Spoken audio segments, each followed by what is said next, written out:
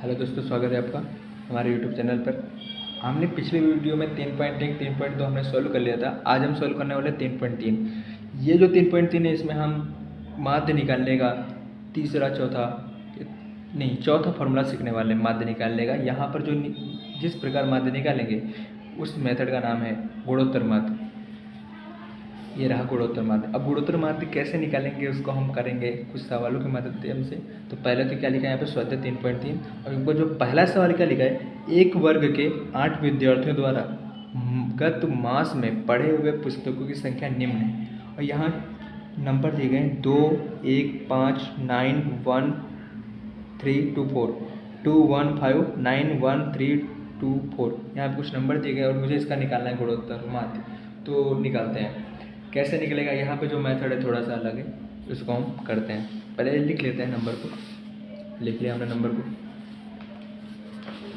और एक चीज़ और, ये जो नंबर दिए गए ना, ये क्या है, x1 है, यानी मध्य कीमत है। हमने पिछले ये भी सवाल किया तो हमें मध्य कीमत दिया गया, तो यहाँ पर भी हमें मध्य कीमत दिए गए।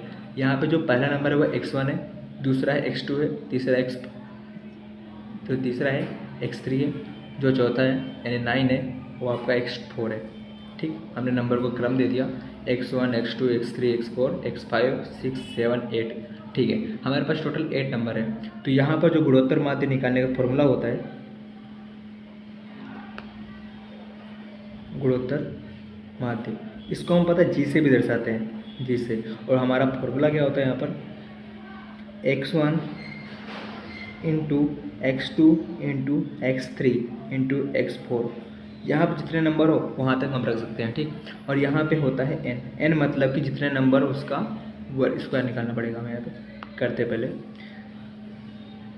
यहाँ पे टोटल नंबर 8 है, इसीलिए हम यहाँ पे रखेंगे रूट के अंदर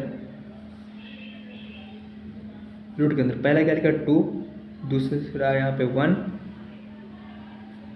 और तीसरा यहाँ पे 5, चौथा 9 है और जो पाँचवें नंबर पे 1 है, छठे नंबर पर 3, 2 गुणे 4, ये हमने रख लिया, ये रूट। अब इन सभी का हम करना है मल्टीप्लाई कर लेते हैं। एक मिनट, ये नंबर कितने भाई, 1, 2, 3, 4, 5, 6, 7, 8, यानी यहाँ पे 8 रखेंगे। ठीक, रख दिया। अब यहाँ याद रखना, यहाँ पे क्या है 1 2 बार है, इसलिए यहाँ पे 6 से रखेंगे। यहाँ पे हमें 3 बार ही बटन दबाना है। लेकिन हाँ, अगर जो भी सवाल आए, अगर कोई और सम हो, वहाँ पे जितने नंबर हो ना उसका हाफ कर दें। जैसे मान लो 4 है तो आपको रूट का बटन 2 बार दबाना है। अगर 6 है तो रूट का बटन 3 बार दबाना है। यहाँ मैंने 6 रखा और यहाँ पे 1 को काउंट नहीं करना है। ठीक, इसलिए यहाँ पे 6 रखा हमें। अब एक काम करते हैं, इन सभी का मल्टीप्लाई कर लेते हैं। यहाँ पे 6 रखा तो यहाँ पे भी 6 ही रखेंगे, तो इनको मल्टीप्लाई कर लेते हैं। यहाँ पे कितना है, पहले क्या दिया 2 into 1 into 5 into 9 into 1 into 3 into 2 into 4, total आ गया 2160। अब यहाँ पे 6 है, मतलब कि रूट का बटन हम 3 बार दबाएंगे।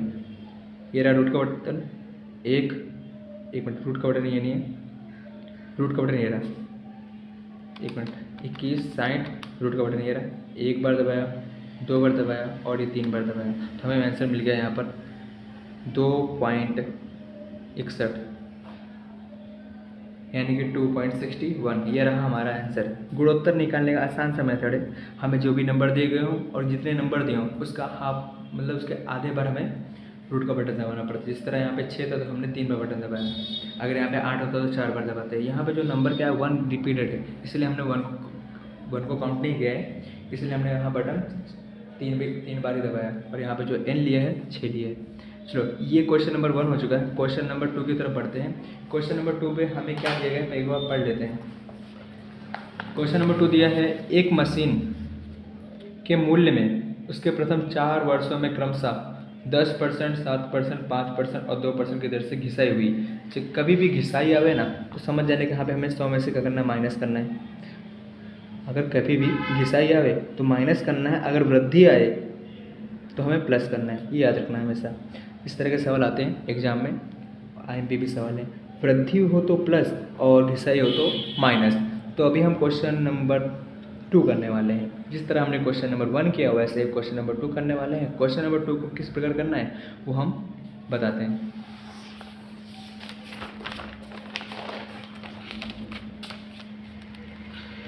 ये रहा क्वेश्चन नंबर 2। मैंने आपको क्या बोला था, अगर ये घिसाई हो तो क्या करना है हमें, कमी। घिसाई हो तो कमी करना है यानी माइनस करना है, और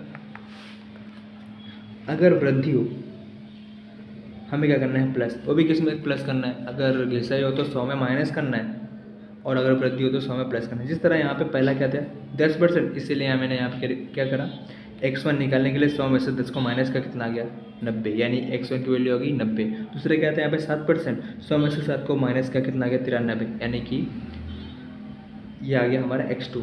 थर्ड क्या है यहाँ पर 100 में से 5, यानी 5% की कमी हुई थी ना, इसलिए तो 5 को माइनस का 95 हो गया, और यहाँ पे 2% की कमी हुई थी इसलिए 2 को माइनस का 98 आ गया, यानी x1 x2 x3 x4 सब मिल चुका है। अब हमें यहाँ पे गुणोत्तर माध्य निकालना है, तो यहाँ लिखेंगे g बराबर, g क्या है, गुणोत्तर माध्य का संकेत है, तो यहाँ रूट में रखेंगे x1 into x2 into x3 into x4, कितने 4, यहाँ रखेंगे 4 रूट में।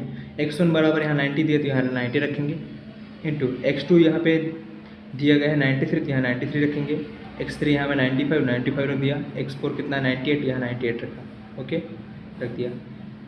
अब क्या करेंगे, इन चारों का मल्टीप्लाई करते हैं। यहाँ पे 90 इंटू 93 इंटू 95 इंटू 98 ये हमने कर लिया, तो हमें आंसर मिल रहा है 77924700। और यहाँ देखो कितने नंबर है भाई, 1 2 3 4, यानी यहाँ पे 4 आएगा, यहाँ पे n, ठीक 4 रख दिया।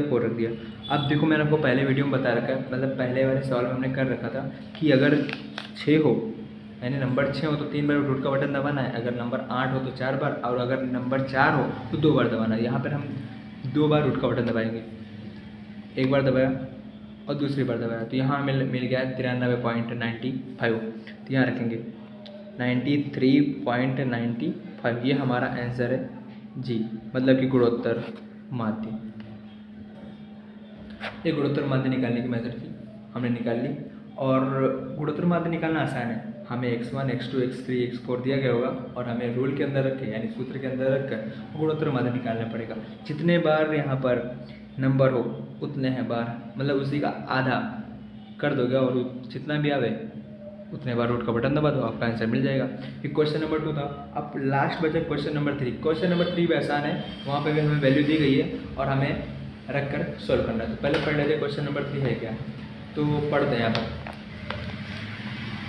क्या लिखा है, एक टैक्सी सोमवार को 15 किलोमीटर, मंगलवार को 254 किलोमीटर का प्रयास करती है। 2 दिनों में प्रवास किए गए अंतर का औसत गुणोत्तर माध्य का उपयोग करके प्राप्त कीजिए। यानी यहाँ पर भी हमें जिस तरह हमने क्वेश्चन नंबर 1 किया 2 किया उस तरह हम 3 भी करने वाले हैं। तो यहाँ देखो x1 दिया गया है 15 और यहाँ 254 है x2, तो x1 और x2 दे दिया गया है, तो हम सिंपल सी बात आसानी से सवाल को कर सकते हैं। तो करते हैं सवाल, पहले लिख लेते हैं नोटबुक में, मैंने पहले से लिख रखा ताकि हमारे टाइम का थोड़ा टाइम कम जाए। चलो x1 दिया है 15 रख दिया, अब x2 दिया 254 वो भी रख दिया, ठीक। अब हमें निकालना है गुणोत्तर माध्य। निकालना आसान है, कैसे निकालेंगे, गुणोत्तर माध्य बराबर क्या होता है, रूट में यहाँ पे n होता है और यहाँ पे क्या होता है x1 into x2 dot dot dot, क्योंकि कुछ भी x1 हो सकता है कि नहीं, ठीक है। तो यहाँ पे हमने रख दिया। अब इसका मतलब कि इसका संकेत क्या होता है, g होता है, ठीक है। अब n कितने हैं, n मतलब कि नंबर कितने हैं, 1 और 2, यानी यहाँ पे रख दिया 2। अब x1 कितना है 15 और x2 कितना है 254, ये भी रख दिया हमने, रख दिया 2 का 2 रखा, ओके रख दिया। अब हम 15 इंटू 254 करेंगे, 15 इंटू 254, तो हमारा आंसर आ जाएगा यहाँ पे 3810। अब यहाँ पे देखो 2 का जो रूट का बटन है कितनी बार दबाना पड़ेगा, यहाँ पे 2 है, 2 मतलब 2 का आधा कितना हो जाएगा 1, इसलिए 1 बार दबाएंगे। तो हमें आंसर मिल गया यहाँ पे 61.73। 3 क्यों आया, क्योंकि यहाँ पे देखो 5 है, 5, जैसे मान लो 5 से नंबर कोई अधिक हो ना, तो हम यहाँ पे आगे एक नंबर बढ़ा सकते हैं। यहाँ पे मैंने 3 ले लिया। ये आपका जी गुणोत्तर माध्य